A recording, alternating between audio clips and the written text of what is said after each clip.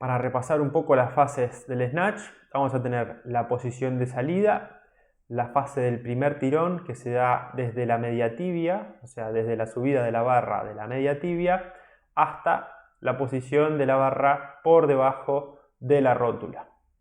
Una vez que la barra pasa desde abajo de la rótula hacia arriba de la rótula, tenemos la transición del primer tirón al segundo tirón.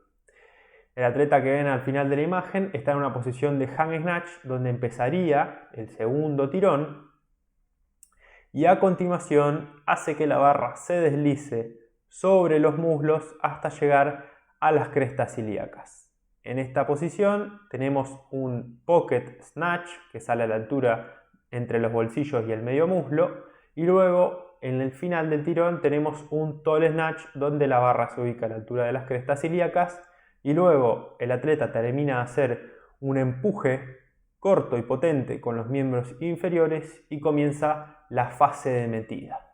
En la fase de metida la barra se despega del cuerpo, pero siempre tiene que ir lo más cerca para dibujar una línea vertical en el ascenso de la barra, y una vez que la barra está subiendo, el atleta hace el desliz y la metida por debajo para poder calzar el peso y luego simplemente hacer un movimiento de empuje vertical y ponerse de pie.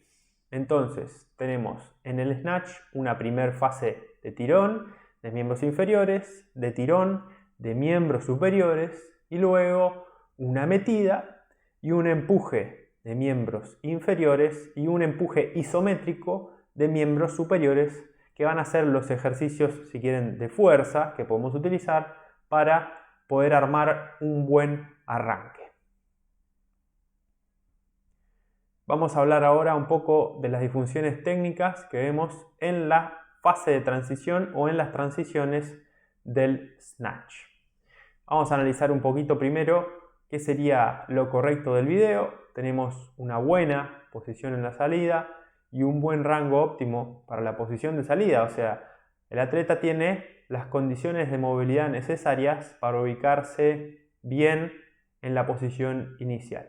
Pero ¿qué sucede luego?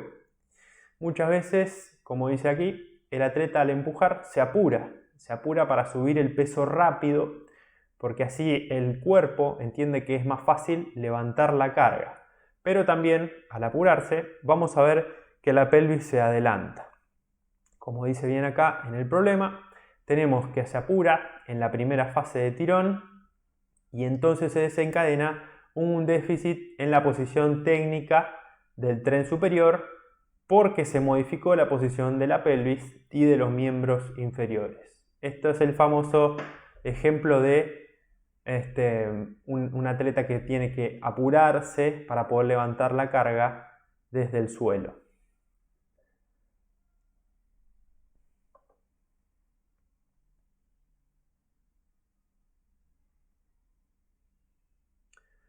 Este es el error número 1 en los snatch y algunas veces en los clean and jerk. Tenemos el armado y la posición inicial, pero vemos que se apura en la salida. Esto lleva a tirar con la espalda y obviamente los brazos van a tender a flexionarse y la barra se aleja del cuerpo, ¿sí? Las piernas no llegan a extenderse completamente y pierde capacidad en la fase de la metida, aunque tenga una muy buena resección, como estamos viendo en el video. Vamos a pasarlo despacio. Vamos a tener la salida y ahí se desarma, ¿sí? Fíjense que la cadera subió primero, el tronco tiende a ponerse más horizontal de lo que debe estar.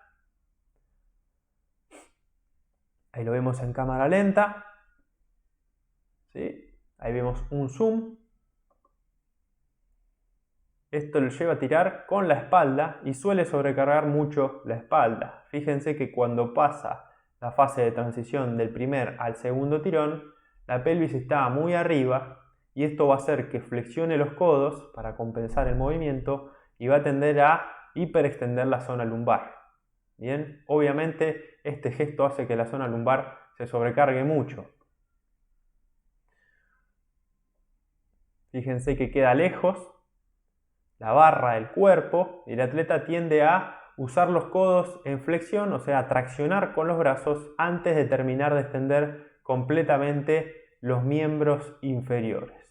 O sea, este es un error técnico metodológico que tranquilamente se puede corregir en un atleta, como estamos viendo, que tiene buena movilidad.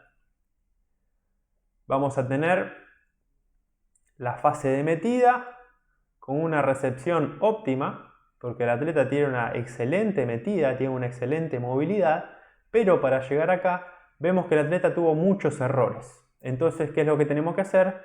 Como dice aquí en la parte de la resolución, vamos a trabajar sobre los despegues de forma controlada y vamos a trabajar en la estructura de los movimientos del atleta hasta la pelvis. Por ejemplo, los deadlifts, por ejemplo, las estocadas, por ejemplo, las extensiones en el GHD y muchos otros ejercicios de tracción de miembros inferiores que ustedes tal vez ya conocen y pueden implementar para mejorar este gesto. Pero por sobre todas las cosas, van a tener que trabajar en atletas con estos problemas la fase de despegue de forma controlada. Si ustedes logran subir la fase de despegue de forma controlada con kilos cada vez más intensos sin que el atleta se deforme en su técnica, les aseguro que van a tener resuelto prácticamente todo el problema. El atleta no se va a apurar, va a aprender a tomarse su tiempo en la primera fase de despegue, no se va a desarmar la técnica de levantamiento desde la base del movimiento